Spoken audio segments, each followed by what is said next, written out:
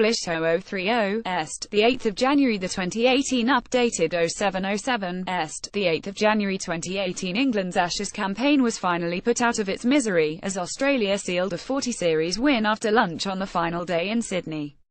Joe Root had to retire ill twice during the day after suffering a bout of food poisoning that forced him to be hospitalised before the start of play as the hosts sealed an innings-and 123-run victory.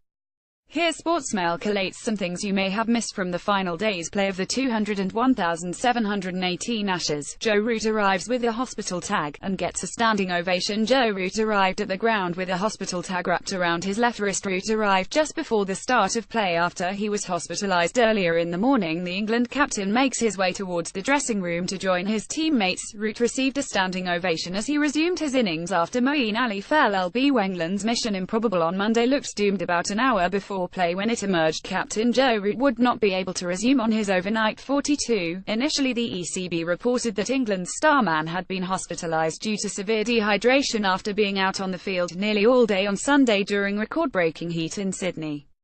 He had been on the field for 193 overs while Australia batted, with temperatures reaching an extraordinary 57 degrees in the middle.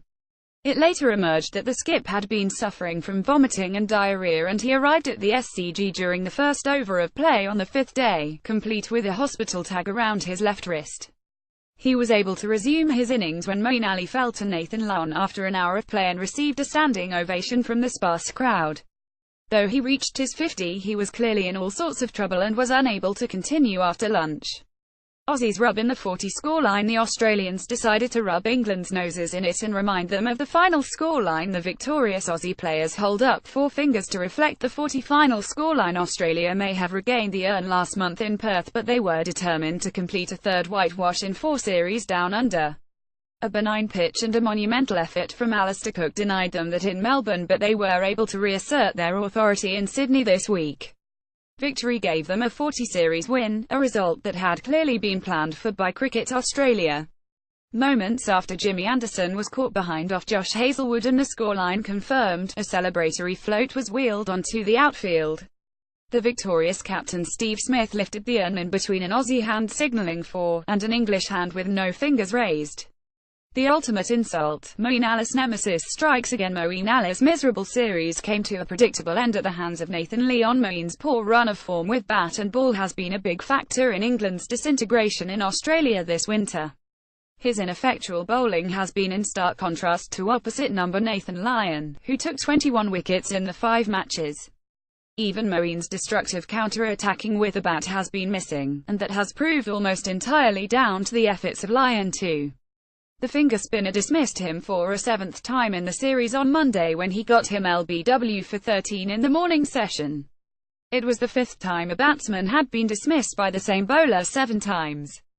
In a 5-match series in history, Cameron Bancroft gets one in the helmet from Root. Root pulled the ball straight in the direction of Australian short leg Cameron Bancroft. Bancroft had no time to take evasive measures and was hit square in the grille of his helmet. Root checked on the well-being of his opponent, who was able to continue shortly after crouching down at short leg as the graveyard shift for any fielder, and rookie batsman Cameron Bancroft has been the one to draw the short straw for the Australian side.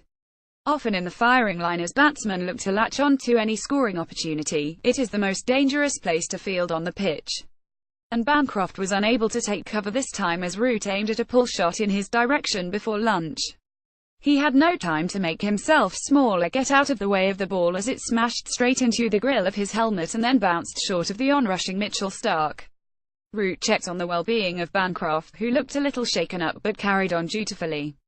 Jane McGrath Foundation reaches its target. The Jane McGrath Foundation reached its fundraising target on the 5th day in Sydney. The Sydney Cricket Ground was a sea of pink on the 10th annual Jane McGrath Day on Saturday as everyone came together to remember the late wife of former Australia bowler Glenn McGrath.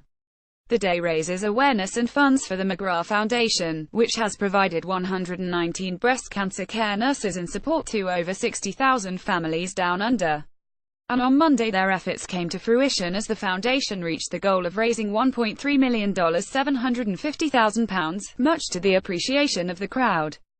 The money raised will fund 10 McGrath breast care nurses for a year, to support 1,000 families through breast cancer. Australia bowling attack makes history. Pat Cummins was the leading wicketaker of a fearsome Australian bowling attack. Much has been made of Australia's fearsome bowling attack throughout this Ashes series, and rightly so.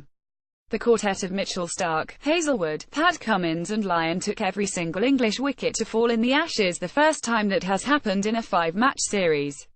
Each of them took over 20 wickets to bring the urn back into Australian hands. SCG crowd get a closer look at the end of play. The hallowed outfield of a cricket pitch is a haven reserved solely for the players.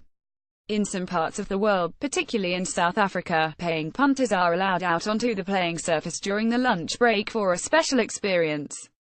But on Monday the crowd at the SCG were treated to a different kind of experience. They were allowed onto the outfield to catch a closer glimpse of the post-match presentation and Australian celebrations.